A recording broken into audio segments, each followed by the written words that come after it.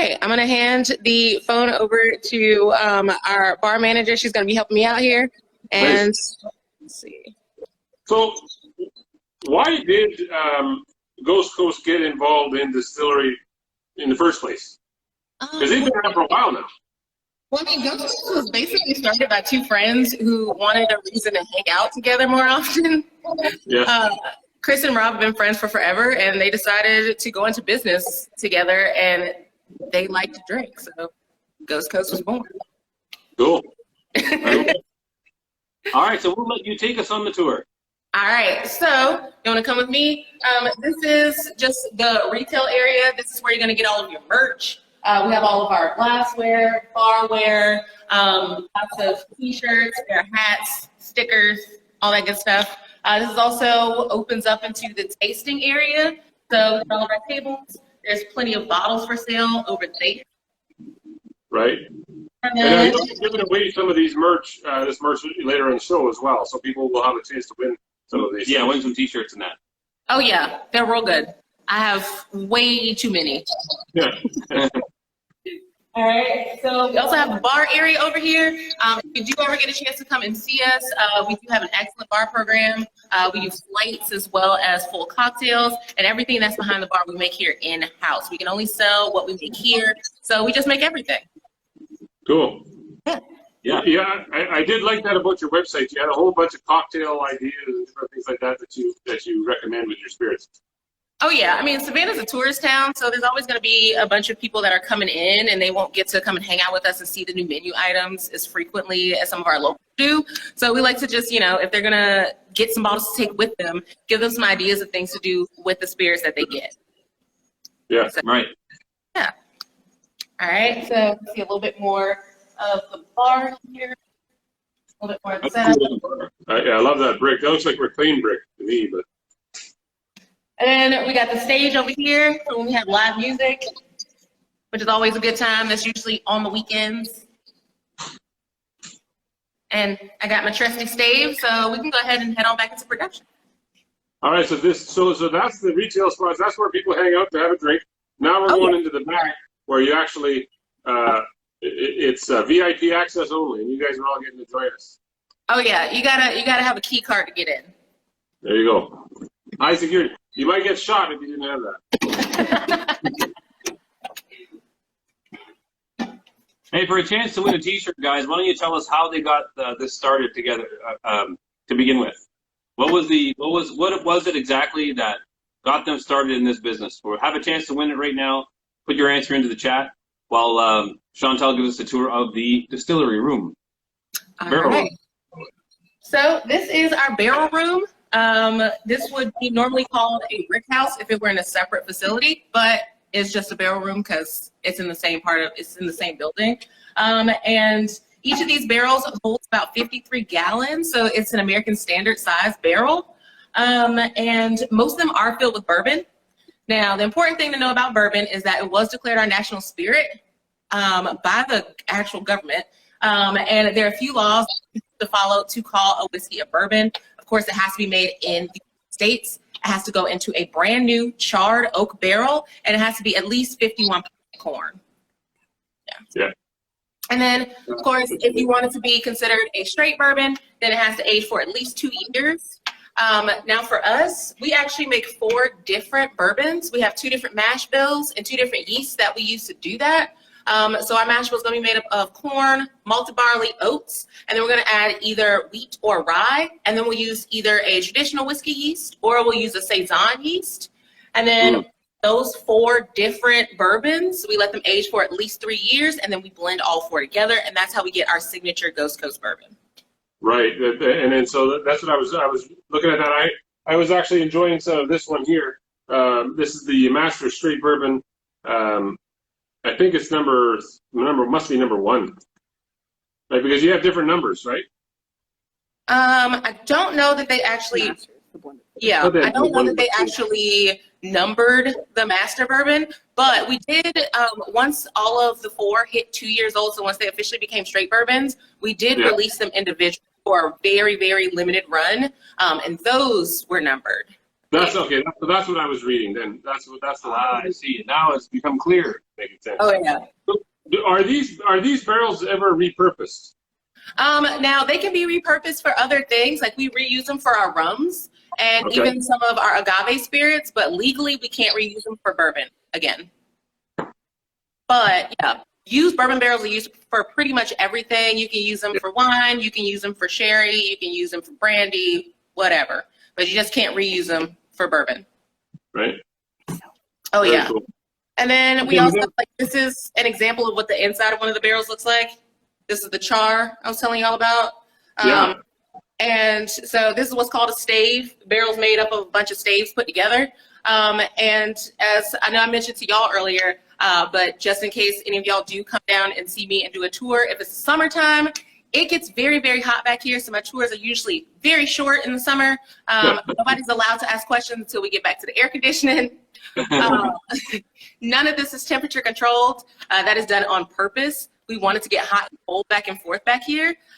When it gets warm, the pores in the wood are going to open up for you. Your whiskey gets to hang out past that char line. That's how we get the good colors and flavors that we want. When it gets cool, weeks to get for winter, those pores will close, push that whiskey back into the middle of the barrel. So we like to use that natural push and pull in and out of the pores of the wood to stir the barrels for us, so we don't actually have to come back here and rotate these. No, that was going to be my question. So that's pretty neat. Let me interrupt you there for just a sec, Josh. We have our first winner, which is Tag.the-Wild. Tag.the-Wild. Congratulations, you won a T-shirt. Okay, so stay tuned. There'll be more options for winning, guys. Let's make sure you're paying attention, because I'll be asking you a skill testing question in just a minute as Chantel goes on with the tour. I just want to say that's pretty neat there, that it moves enough through those pores that it doesn't need to be shaken, or because I've heard people put them in rivers. I've heard people, do all sorts of different things to keep them moving. Oh yeah. Well, Savannah's pretty unique in that we have a damn near tropical weather in certain parts of the year, and that heat does do us many services. It does also speed up our aging. So our whiskeys have a tendency to taste a bit older than they actually are, which is really cool. But yeah, we do not move these unless we're getting ready to drink out of them, basically. Right. Very good. All right, let's head on further back. And how many barrels do you have in that room? At any given? Somewhere around 300, maybe a little bit more than that.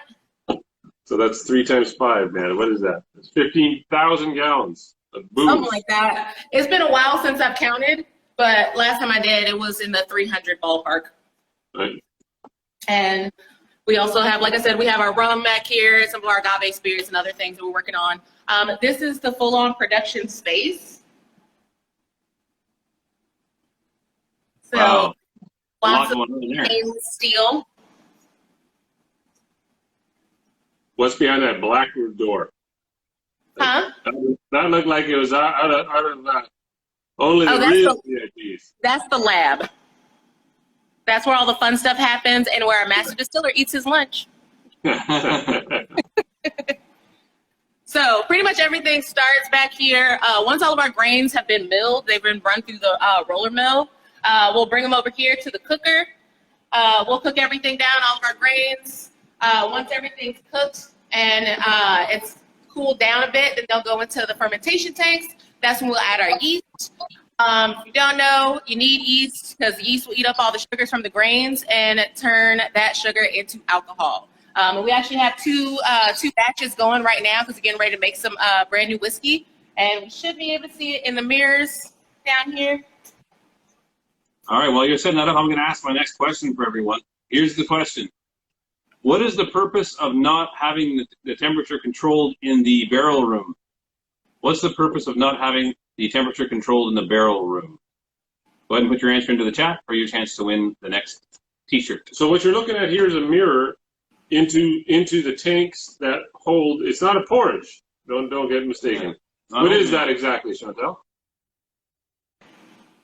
So yeah, it's like alcoholic oatmeal right now. It's kind of gross. Yeah, it tastes really sweet. It won't get you drunk, but you know, I can't really say much good about it flavor-wise. From having tried it, it's not great. It's just a bunch of grains. So is that what they call a mash, or is that just for more of a beer? That is the mash, yeah. So once you have the mash together, we usually let it sit in there for about 3 to 4 days or so. Try to get that alcohol content as high as possible. Basically, once the yeasts are done, once they've eaten all they can eat and turned all that they can turn into alcohol, then it's pretty much time to head on over to the still. We got 2 runs we do through the still, and I'll tell you a little bit more about that when we walk around. But before we get there, we do have our little baby still. Oh, not cute. We call them R2. We use them to make some of our small batch liqueurs and things like that. So whiskey would not go through here because we do large batches of that. But if it's something smaller, like one of the peach liqueur or the cherry almond liqueur or something like that, then they would go through this guy. Someone had a question there. How much can those bad boys pump out? How much? Yeah. Well, that guy there, I can't really remember how many gallons he is. But the mistress, who we're about to see, she's 500 gallons. And we'll get somewhere around half-ish, depending on what we're making. Some products will have a higher yield than others. And that's across spirits and even like when we make our whiskeys. If we're using a mash bill that has the Saison yeast, it's going to have a little bit of a lower yield than the traditional whiskey yeast. So we'll actually get more out of a traditional whiskey yeast batch than we will out of a Saison yeast batch. So tiny, like the tiniest little thing will skew or change like exactly how much you can expect to get out of a regular batch. Sure. Yeah. So is this the same? So what you've been showing us, does this also work for a vodka and different things like that, or do you use different equipment? Vodka is going to be a little bit different. There's a couple different ways to make vodka. Now, our still that we have here is a pot still. Pot stills mean that you have to do a batch distillation, and they're better for whiskeys. You can make vodka in a pot still, and we do. It's just a bit more time consuming. With vodka, depending on what you're making it out of, because as you know, you can make vodka out of pretty much anything. Potatoes, grains, Ciroc is made out of grapes, things like that. If it produces sugar, then you can make what's known as a neutral spirit out of it. But it's easier to make vodka using a continuous distillation still because you want to get it as pure as possible. With whiskeys, you want to have some character to it. So you don't want it to be like, basically sterile. You want the whiskey to have some flavor and some character coming through to it. So that's why batch is usually used over continuous. But it's possible. It's possible. I mean, we do it all the time. It just takes a little bit more finagling, so to speak.